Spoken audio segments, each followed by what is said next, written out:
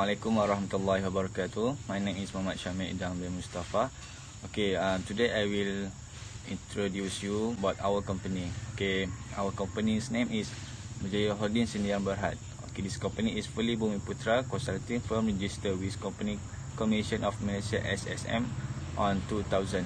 Berjaya Holding is locally registered engineering consultancy firm which provide multidisciplinary consultant service inclusive in building structure, road transportation, water resource and supply. For the scope of work of company, for the first is construction of infrastructure, second is construction of building, and third is construction of township.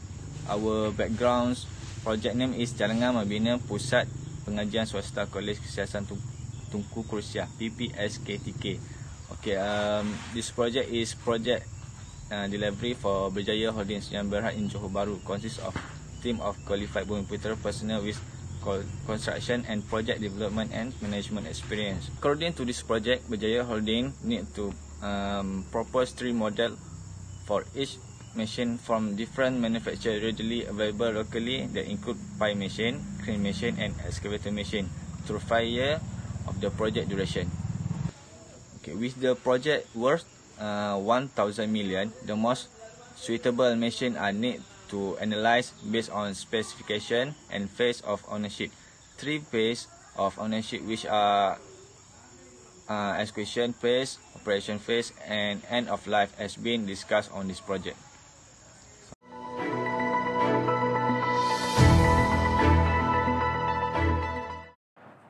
Bagi jenis mesin, terdapat 3 jenis mesin iaitu pile machine, crane machine dan juga excavator machine.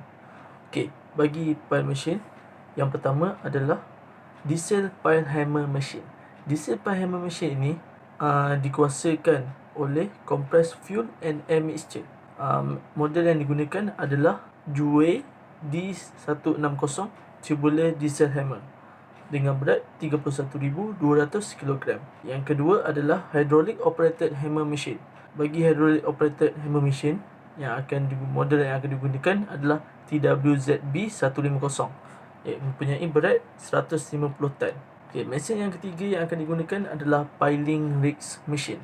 Piling rig machine ini yang akan digunakan modelnya adalah SR220C pile driver yang dikuasakan oleh diesel. Bagi crane machine, yang kita akan gunakan adalah crawler crane. Yang akan digunakan modelnya adalah Kobelco 7055 crawler crane. Ia boleh mengangkat berat sehingga 50 tan dan akan boleh mencapai sehingga 38 meter tinggi. Next adalah rough terrain crane. Untuk rough terrain crane, model yang akan digunakan adalah RT35 HCMG 35 tan. Ia boleh mencapai ketinggian sehingga 45 meter dan boleh mengangkat berat sebanyak 1445 kN load. Bagi seterusnya adalah telescopic crane. Telescopic crane ni adalah crane yang biasa digunakan di construction site untuk mengangkat konkrit daripada lori konkrit. Model yang akan digunakan adalah HCMG 50 tan telescopic truck crane yang akan mengangkat berat maksimum adalah 1822 kN dan boleh mencapai sehingga 57.7 meter. Seterusnya adalah excavator machine. Excavator machine yang akan digunakan adalah crawler excavator. Crawler excavator ini adalah excavator yang biasa yang kita nampak kat site, iaitu model yang akan digunakan adalah SDLG Heavy Duty Crawler Excavator yang mampu menggali sehingga 7.9 meter dalam dan juga mempunyai waranti sebanyak 2 tahun. Seterusnya adalah skid steer excavator. Skid steer excavator, model yang akan digunakan adalah LT45 wheel loader yang itu seberat 0.7 tan. Ia boleh mencapai laju maksimum 12 km/h dan mempunyai power sebanyak 37 kW.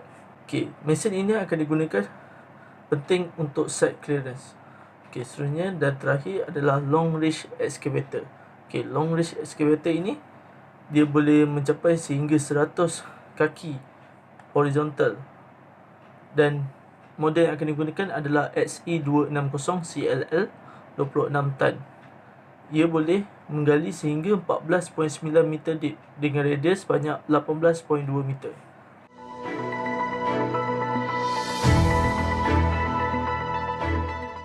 Hi, Assalamualaikum. I want to talk about the acquisition phase for our project. This acquisition phase is for pile machine, crane machine and excavator machine. So, firstly, the price and the mode of procurement that we get is 10% deposit payment. Next, we have obtained the price and the specification of the 3 model type of machine with different manufacturers from the website. Next, for the price, we can get the 10% deposit calculation. This project is 5-year duration. Next, we have find out the bank that give the financial provider with lowest interest rate from website. We have get 6 bank loan, and the bank loan give the lowest interest rate is Affin Bank, that is 2.92% interest rate.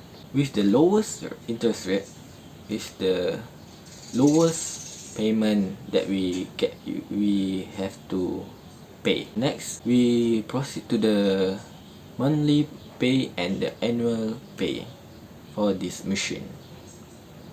That's all.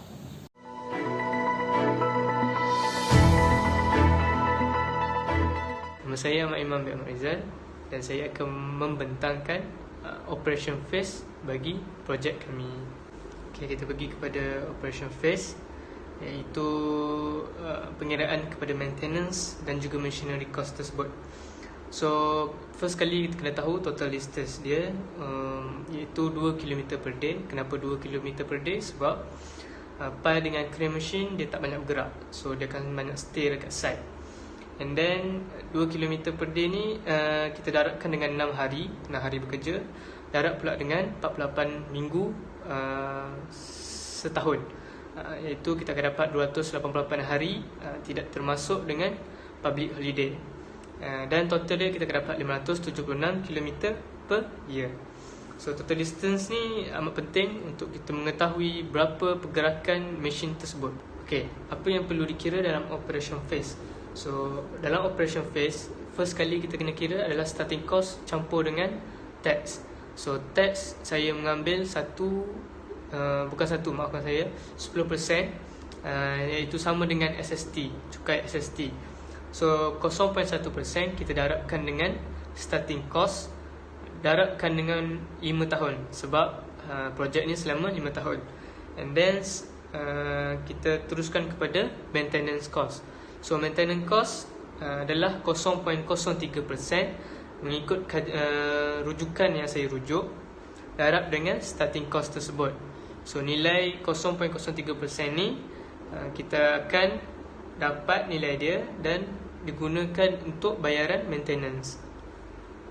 So seterusnya adalah transport to site.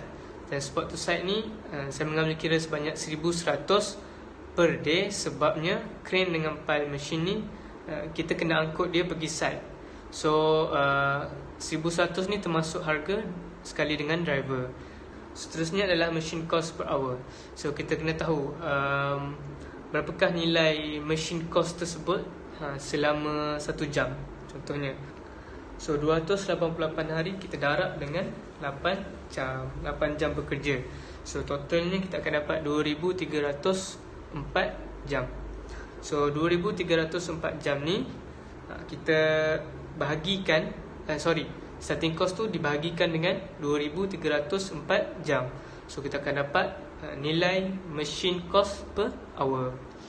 And then fuel consumption.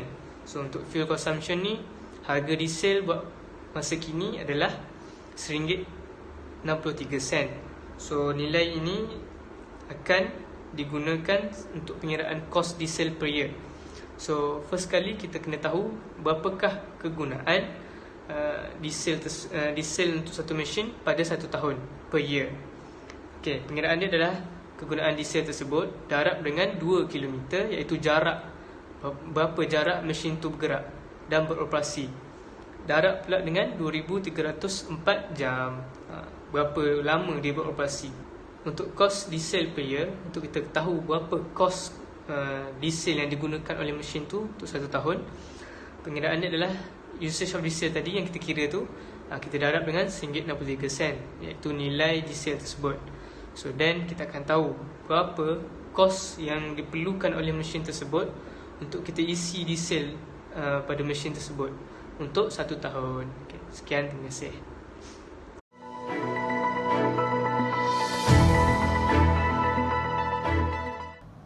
Assalamualaikum warahmatullahi wabarakatuh. My name is Muhammad Al-Amin bin Nizar and I'm going to present about the end of life.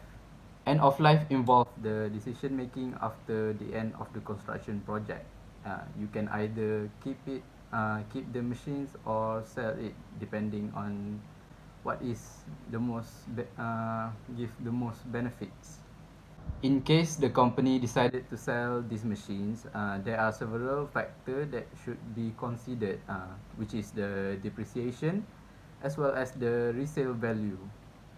The calculation of sunk cost is the calculation of sunk cost is also important.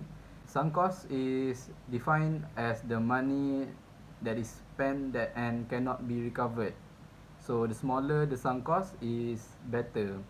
It is important to obtain sunk cost because it can estimate the total sum of money that will be spent on a particular machine.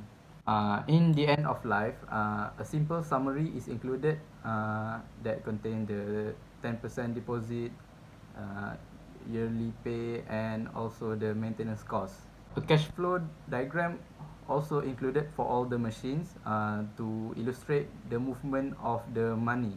And finally, in the end of life, net present worth is also calculated to conclude which of the machines is the best economical choice for their job. That's all from me. Thank you.